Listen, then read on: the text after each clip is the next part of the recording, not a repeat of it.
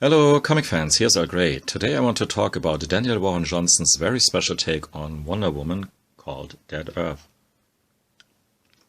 And as you can see, I've read them in single issues, and these really took me for a ride. They are obviously from the DC Black Label line, and they're the only ones that I've picked up along the Hellblazer books. But oversized, fantastic production qualities, these were obviously very good reasons to jump on that train. And man, I really was, and actually I am again, on board for this book here.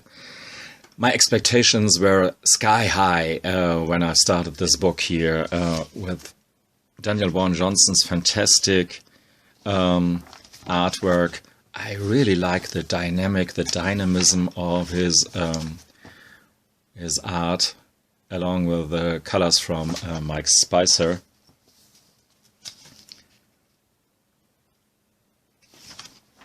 There's nothing against good photoreferential artists like Sean Phillips, for an example, but here you get really the impression that these creatures and humans are all drawn, created from a blank paper, but they're living and they're existing. They have power, they have dynamism, and in combination with these fantastic sound words, I mean, the sound words from Daniel Warren Johnson, they're just not out of this world sometimes. And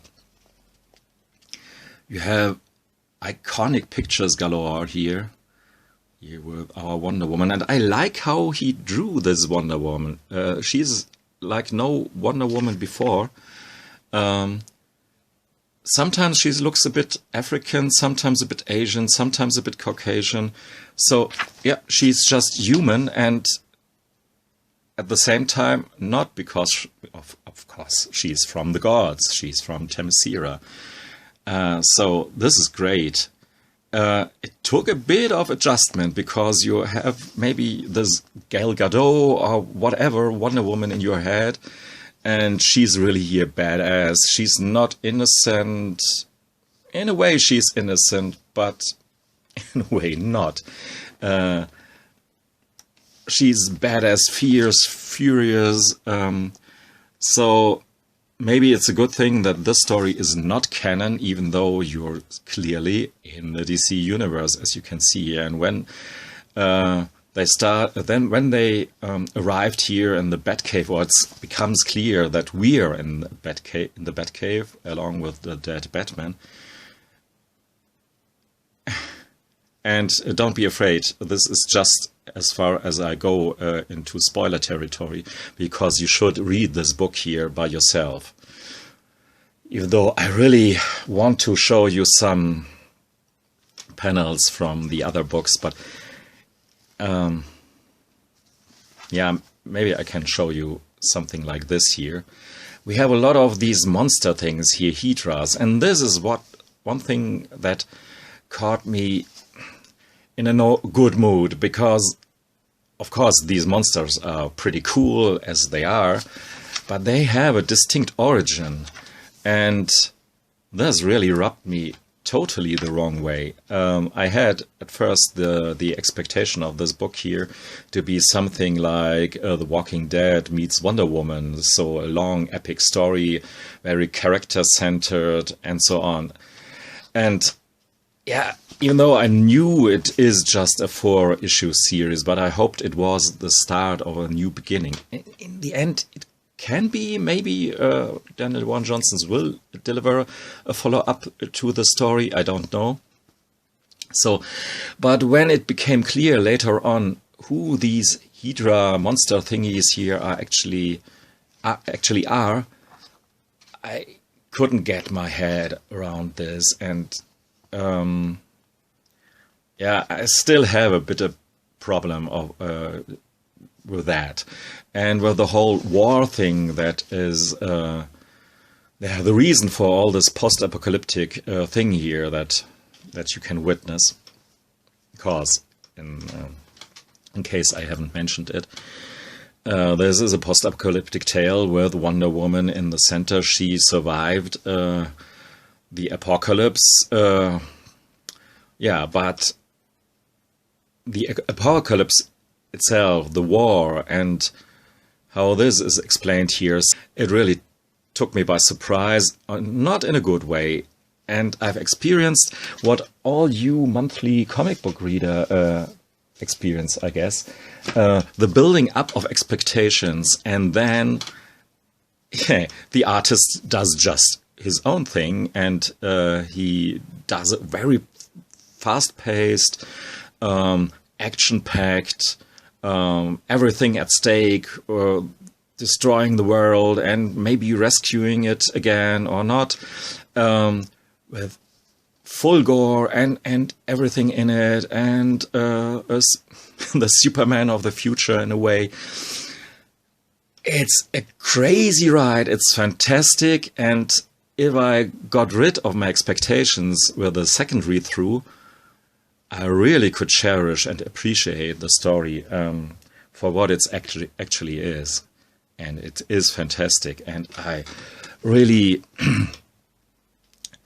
okay, let's say now this is the end of my video without spoilers, because I really want to show you some of the fight scenes in the last one here.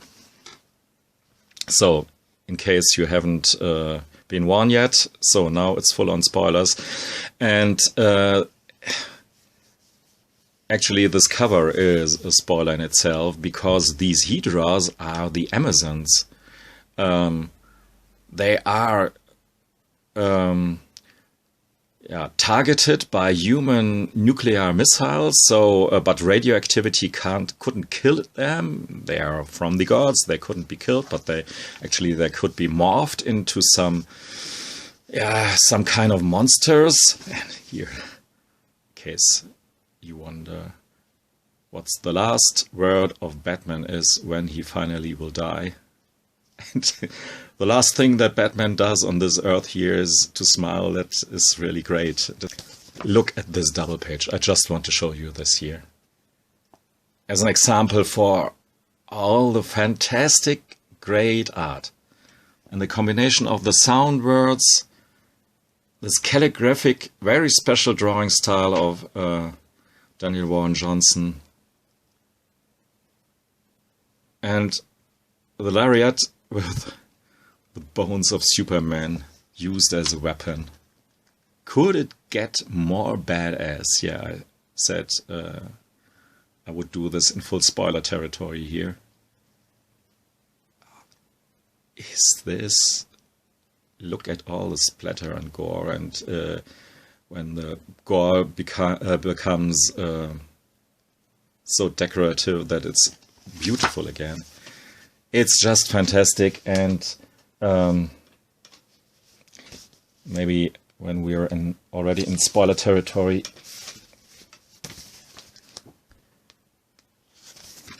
here we have the portrait of her when she had put her lariat into the spine of Superman's backbones. So, fantastic book. I'm really glad that I've read it a second time, and I will read it a third and fourth time for sure. Yeah, it just shows how much your expectations can trick you. When I have a whole month of doing my own imaginations of how the story can continue, and then afterwards it continues in a different way. Yeah, I really had to deal with it. So, but thanks for listening and watching. Goodbye.